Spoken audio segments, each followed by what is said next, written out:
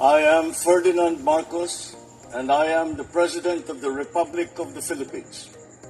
I stand today on behalf of 110 million Filipinos. Hi everyone, hello universe, it's me again. Shoutout sa inyo mga kababayan. Aba, maganda ito guys. Palagay ko maraming matatamaan dito, ano? Hala. Hala kayo. Desididong ang Pangulo, kaya antabayanan po natin ito. Alam nyo, itong bill na ito, matagal na ito guys eh. As in, matagal na. O, hindi lang hindi nila lang maifufus para makaano guys, para magiging batas ito.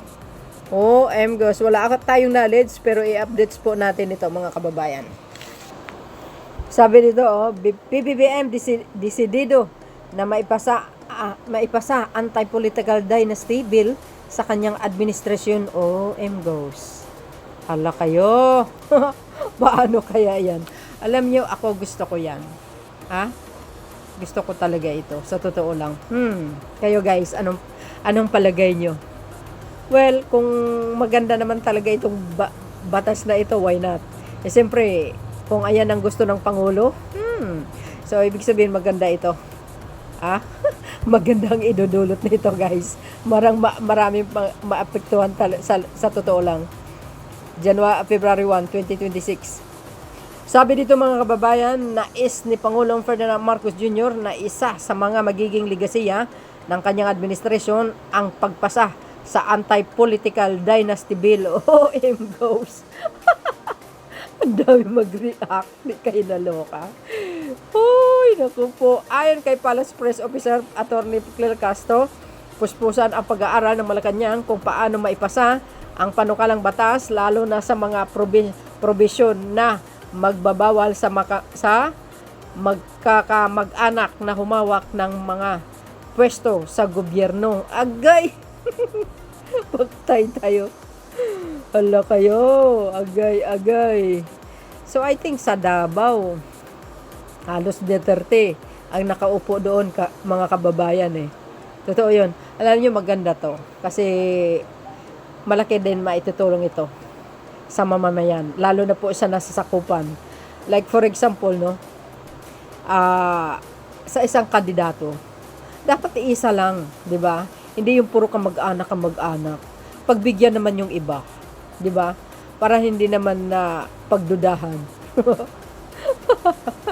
Sa tingin ko guys Sabi dito, ayon kay Castro, mahalaga sa Pangulo na malaman ang mga provision para maging maganda ang kalabasan ng anti-dynasty bill. Guys. Maganda yan.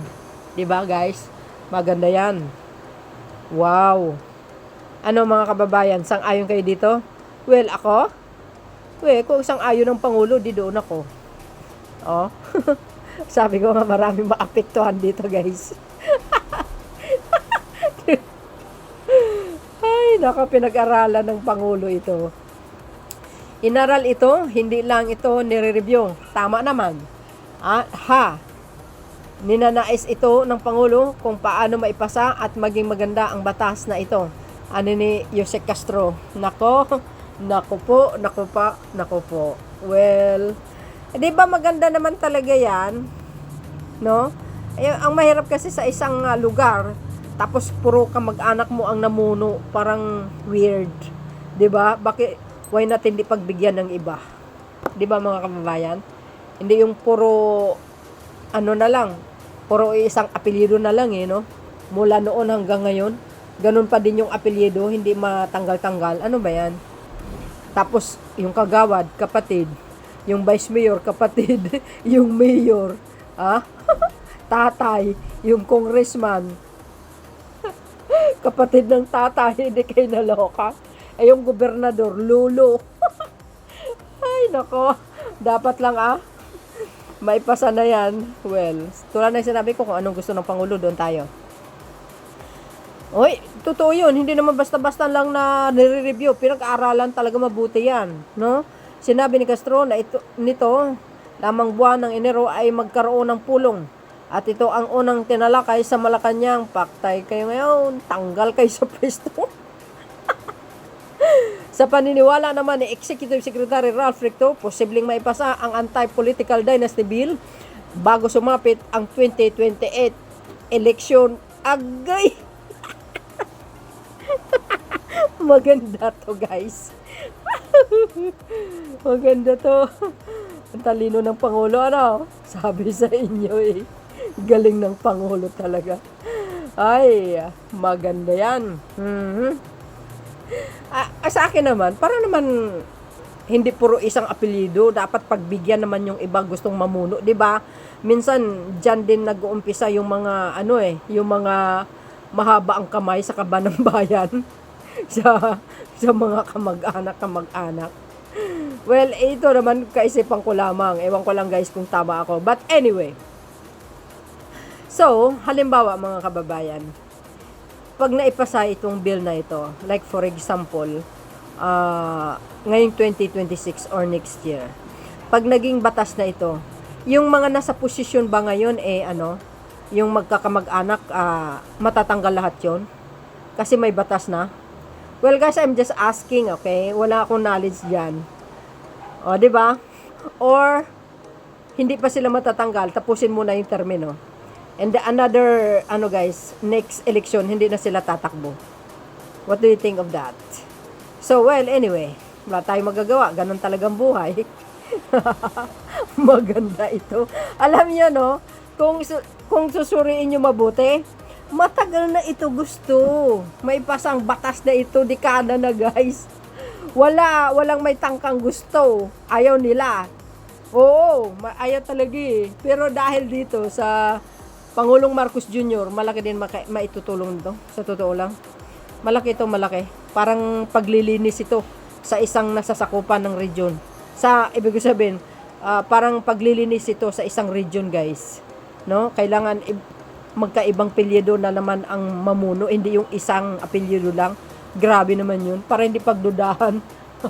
Sasabihin ng iba, puro naman sila ang namumuno dyan eh. Puro, alam mo naman ang isip ng tao. Minsan ang isip ng tao, puro naman sila dyan. Puro naman sila magkamag-anak. Sila lang nakikinabang sa pundo nila. Ay, di ba? Hindi mo maiwasan na ganun. Wow. Sabi po ng mga nagko-comment dito, tingnan nyo. Sabi dito, instead of doing that, baguhin ang sistema once lang, pwede umupo sa same pwesto ang isang politiko. Mas yan ang dapat. No repeat kaysa mga dynasty na yan. Hindi nga natin alam guys kung anong nilalaman yan. O baka kasama nga dyan eh. Di ba? O, malay natin. Baka nga kasama dyan. O, di ba? Hindi natin alam. Malalaman natin yan sa takdang panahon. Pag yan ay napirma ng Pangulo. Malay mo, kasama yan yung sinabi mo. Di ba? O, pag pinasa mo yung anti-political dynasty, siguraduhin mong yung version nila dilima, joke no, kasi walang loophole. Yun para makapasok uli ang mga political dynasty. Yung version ng House Speaker and sa anak mo, may loophole. Well, I think, hindi natin alam guys.